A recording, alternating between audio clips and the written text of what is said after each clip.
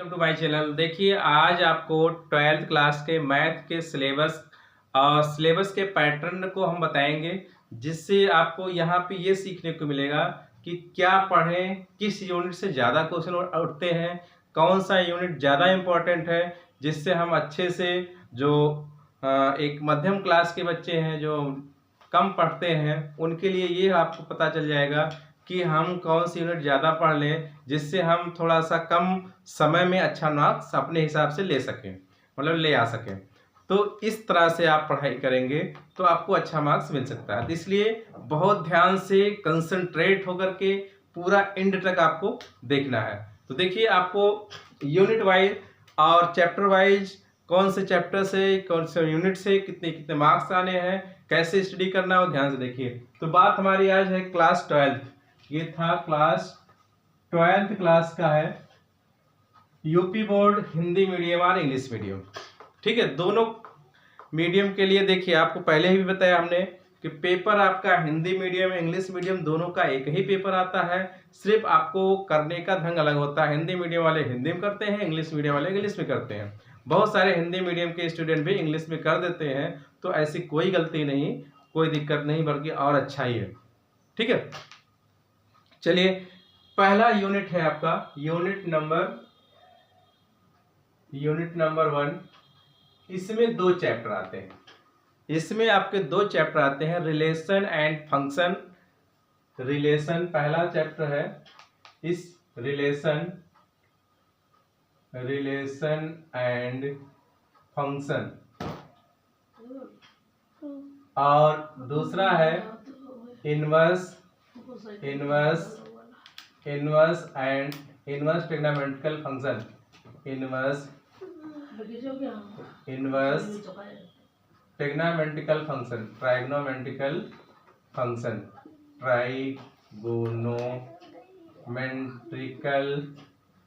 Function.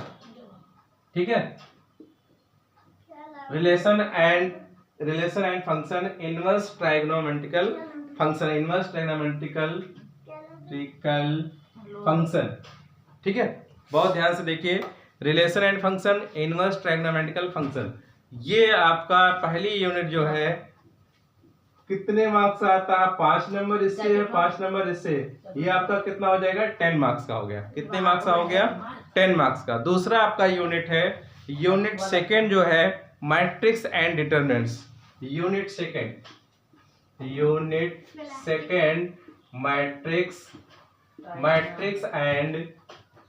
Matrix and determinant. ठीक है, matrix and determinants, ये आपके दो चैप्टर ही है, इसको हमने एक ही में लिख दिया। चलो ये हटा देते हैं, मैट्रिक्स हो गया, डिटरमिनेंट। ठीक है, मैट्रिक्स डिटरमिनेंट्स ये भी 5 मार्क्स के आते हैं, तो ये आपका हो जाएगा टोटल 10 मार्क्स। कितना हो गया? डिटरमिनेंट से देखिए, डिटरमिनेंट से थोड़ा लंबे क्वेश्चन मिलते हैं। अब इसमें ये भी क्वेश्चन आने लगे हैं कि जो आपके 3D पॉलिनोमियल इक्वेशन जैसे x y z की वैल्यू निकालने वाले आगे, तो वो आपको मिला करके आपका 10 नंबर के यहाँ उठ जाता है, तो ये आपका बन जाएगा 15 नंबर का। आपको यूनिट सेकेंड से मैक्सिमम कितने मार्क्स आते हैं? 15 नंबर के आते हैं, मैट्रिक्स से और डिटरमिनेंट से मिला के। मैट्रिक्स से 5 नंबर का, डिटरमिनेंट से आपको 10 मार्क्स का आता है। अब आता है unit third.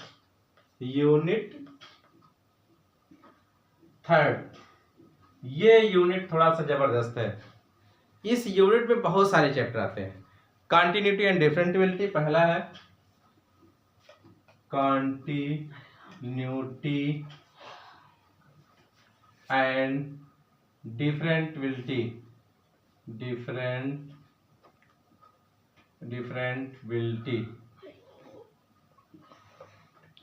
Continuity and differentiability. दूसरा इसमें आता है, ये पहला आ गया, इसमें दूसरा लेसन आपका आ जाएगा application of derivative. Application of derivative. ठीक है, एप्लीकेशन ऑफ डेरिवेटिव में देखिए मैक्सिमम मिनिमम भी आता है, टेंजेंट नॉर्मल भी आते हैं, इंक्रीजिंग डिक्रीजिंग भी आता है। ठीक है, तो ये सब आप तो सारे को पढ़ना है थोड़ा थोड़ा। मैक्सिमम मिनिमा से आपका मैक्सिमम क्वेश्चन, मैक्सिमम मिनिमा से जो है क्वेश्चन ज़्यादा आ जाते हैं, उसमें कभी कभी 10 नंबर तक आ जाता है मैक्सिमम मिनिमा से, तो इसलिए आपको इसको पढ़ना है। इसके बाद आता है इंटीग्रेशन। क्या आता है? इंटीग्रेशन आ गया। इसके बाद इसमें आ जाएगा application of integration. Application of integration. Application of integration. इसके बाद एक लेसन और आता है, यहाँ पे आ जाएगा एप्लीकेशन ऑफ इंटीग्रेशन के बाद एक लेसन और आपका आएगा डिफरेंशियल इक्वेशन। कौन सा? Differential equation. डिफरेंशियल इक्वेशन आपका पहले हम बताए हैं कि बेसिक आपका यहाँ 12th क्लास में 3 प्रकार के डिफरेंशियल इक्वेशन आपके आएंगे। पहले तो आपका जो आएगा ऑर्डर और डिग्री पता करने के लिए 1 नंबर का। दूसरी बात इसमें homogeneous, variable separable, homogeneous, linear differential equation. Variable separable, homogeneous, linear differential equation में वेरिएबल सेपरेबल 2 से 3 मार्क्स आ सकते हैं, होमोजीनियस लीनियर से 5-5 नंबर के फिक्स हैं आने, इसलिए इसको भी आपको अच्छे से तैयार कर लेना है। ये टोटल यूनिट मिला करके आपका कितने मार्क्स का आएगा? 46। कितने मार्क्स का आएगा? 46 नहीं, 44 मान चलिए, 44 मार्क्स का। इसको हम नंबरिंग कैसे कर लेते हैं, कौन कितने मार्क्स का आ रहा है आपका? ये इसका differential equation 10 marks, integration 10 marks, application of integration 10 marks, application of integration 10 marks. ठीक है, एप्लीकेशन ऑफ डेरिवेटिव ये भी 10 मार्क्स, और 5 नंबर 4 नंबर आप इसको ऐड कर लीजिए। ठीक है, कभी कभी 5 नंबर है जिसमें से 1 नंबर कम हो गया, इसमें से ऐसे ऊपर 1-2 नंबर का फ्लक्चुएशन होता रहता है, लेकिन आपको ऐसे ही बता रहे हैं कि आपको टोटल मिला के 44। कहने का मतलब ये है, आपको समझ में आ रहा होगा कि ये अगर ये वाली यूनिट बढ़िया से अगर पढ़ाई कर ले तो हम मैथ में पास हो सकते हैं।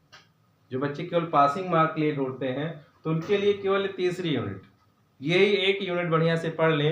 और ये यूनिट पढ़ने के लिए तब भी कम से कम 4 महीने लगना ही लगना है, 3 से 4 महीने, इससे कम नहीं। अगर बढ़िया से सिस्टमैटिक पढ़ते हैं तो, नहीं तो आप अपने हिसाब से स्टडी करना चाहते हैं तो आप 1 ही महीने में खत्म कर सकते हो। ठीक है, इसलिए इस यूनिट पे विशेष फोकस करना है। ये आपका यूनिट आपको पासिंग मार्क दिलाएगा। अगर जिन्होंने होल सिलेबस पढ़ा है, इस यूनिट को अगर अच्छे से पढ़ लेगा तो उसको मैथ में डिवीजन बनाएगा, वो 70 और 80, 90, 100 भी जा सकता है। ठीक है, फिर आता है यूनिट फोर्थ। यूनिट 4 जो है ये आपका पड़ता है vector and 3D। Vector and 3D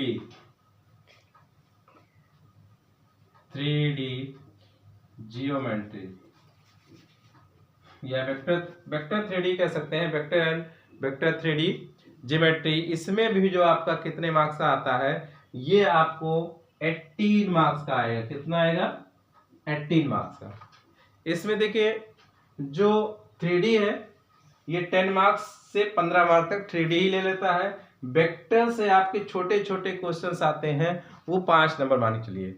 सबसे ज्यादा आपका 3D से आना है। 3D से भी फिक्स है शार्टेड डिस्टेंस निकालना, परपेंडिकुलर की कंडीशन निकालना, या उसमें जो है एंगल निकालना, इस तरह के क्वेश्चंस आपको मिलेंगे अच्छे से। अब इसके बाद आता है यूनिट 5, जिसको कहते हैं लीनियर LPP, है ना, लीनियर प्रोग्रामिंग। LPP कहते हैं लीनियर प्रोग्रामिंग। ठीक है, ये जो चैप्टर्स है, ये चैप्टर बहुत इजी है। ये 5 नंबर का आता है। कितने नंबर का? 5 नंबर। सबको ऐड करते चलिएगा, ऐड करते जाइए, देखिए कितना आ रहा है। 5 नंबर का ये हो गया।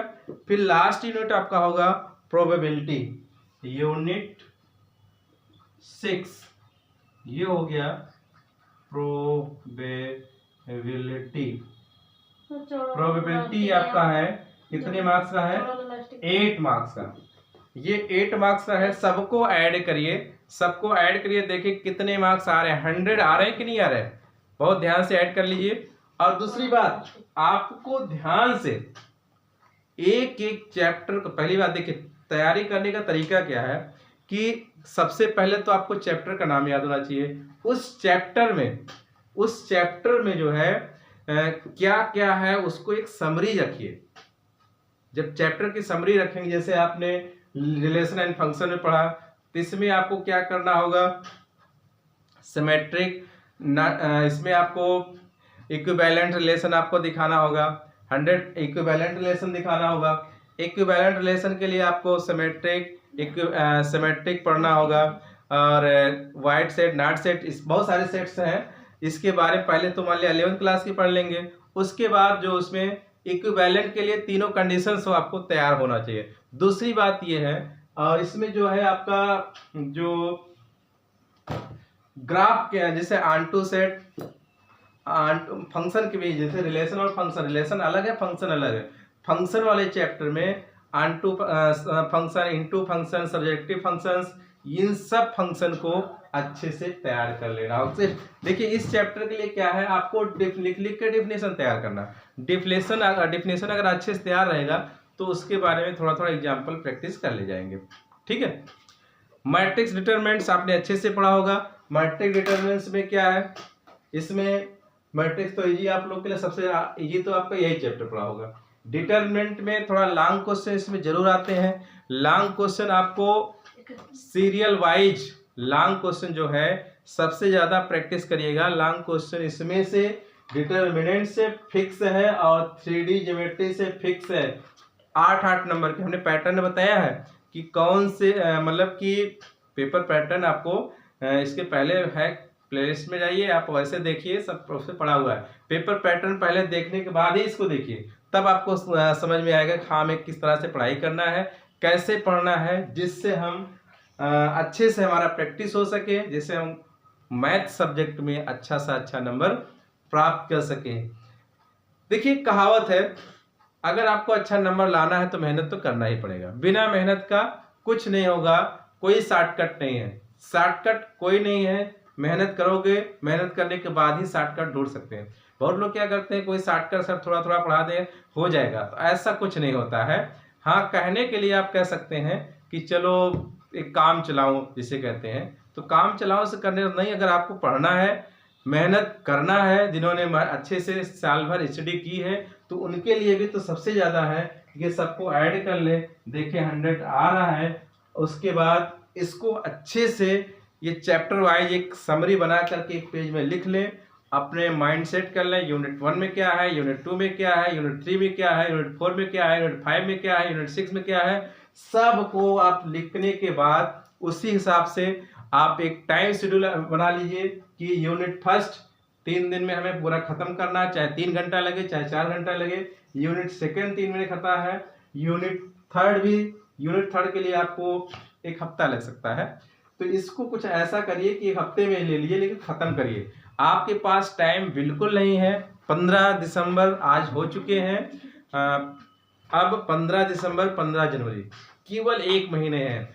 1 महीने में सारे को प्रैक्टिस करना है, इसलिए आप एक तरह से टाइम शेड्यूल बना करके लग जाइए, क्योंकि 15 जनवरी के बाद आपके प्रैक्टिकल आ जाते हैं। प्रैक्टिकल में आपको डिस्टर्बेंस होता है, इसलिए अभी से लग करके पूरा के पूरा कंप्लीट करिए। इसके लिए अगर कोई भी, जो बहुत सारे स्टूडेंट क्या है कि किसी तरह कहीं से पढ़ा, कहीं से पढ़ा है, सारे टॉपिक्स नहीं क्लियर हो रहे हैं, तो जो टॉपिक्स नहीं क्लियर हैं वो कमेंट सेक्शन में डालेंगे, तो उसको हम ऑफलाइन या ऑनलाइन किसी भी तरह से उसको हम कंप्लीट करा देंगे, जिससे जो है आपको कहीं कोई कसर ना रह जाए, मार्क्स लाने में आप अच्छे से गेन कर सकें। आप आई होप्स मैं आशा करता हूं कि आप लोग अब की बार 2026 में बहुत अच्छा करके दिखाएंगे। Thank you very much.